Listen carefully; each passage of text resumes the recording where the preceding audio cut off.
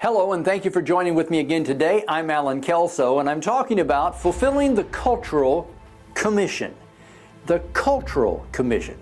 You see, over the past 20 years, God has been strategically rallying incognito leaders, men and women who were embedded within the cultures of the world, who would gain positions of prominence unknowingly to them, being prepared by God to become leaders of the cultural commission. And yes, you heard that right, not Great Commission, but cultural commission. Leaders unaware that they were being fashioned by God to reclaim occupied territory.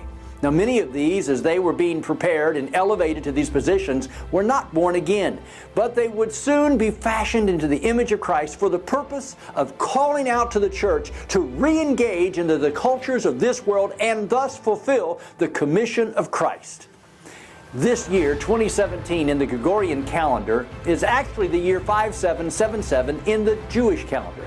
This has been addressed previously and will continue to be expanded over the course of this year, but for now, I want to reinforce the theme that this is the year of supernatural grace. The year of the abundance of favor for the purpose of engaging what will be the clashing of the swords within the heavenlies.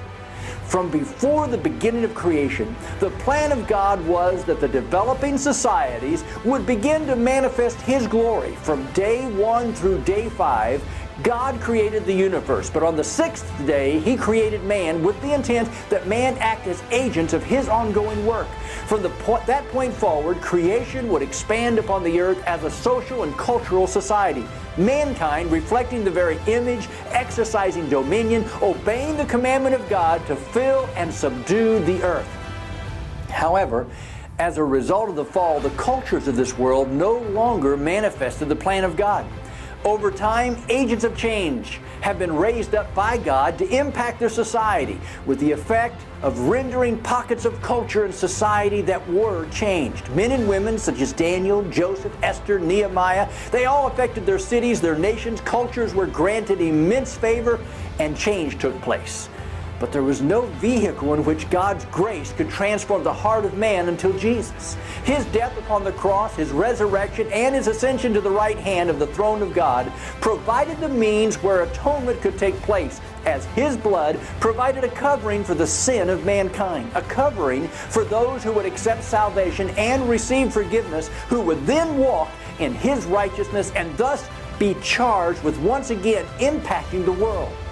Over the last century, the emphasis within the institutional church has been the Great Commission, winning the lost, sharing the good news of Jesus Christ. The church has taught men and women the principles of this new life, we've been charged to do that. However, we've neglected the commission, the impacting of the very society that we live in, to be agents of change to the very culture we live in.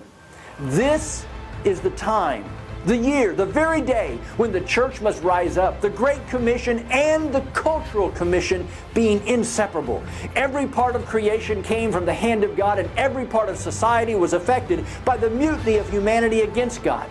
However, every part of society shall be redeemed. This redemption is not a future act of the return of Christ, referred to by many as the millennial reign, where every knee bows and every tongue confesses that Jesus is Lord, a time where we rule and reign on the earth. Rather, I'm talking about that we're the salt of the earth today with the purpose of fulfilling the Great Commission, the Cultural Commission.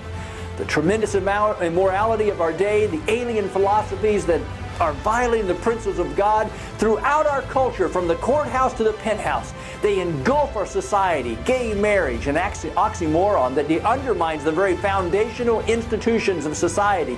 The third criteria that's being imposed, being determined yet by some other time period. The teaching by our educational system that these lifestyles are an acceptable and natural evolving of humanity. The creation of life in man's image rather than God's. The terroristic acts that are taking place. The defending of those things across the world. These are but a few areas where we have been neglecting the cultural commission, and we see the effect of it on our culture. The principles of our world are beginning to change, and we need to share the command of God of expressing the cultural commission. we're on the brink of a move of God where you and I are being given grace, supernatural favor, giftings, and empowerments to use the tools that leaders who are not realized, who are still incognito, have created. Platforms that can affect our society, in education, in government, in Hollywood, in the family, in the church, in every area, every segment of our culture.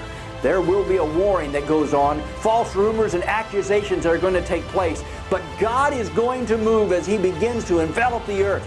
It's not a creation of heaven on earth, but it is an impacting of the earth in such a manner that no one will be able to say, I never knew.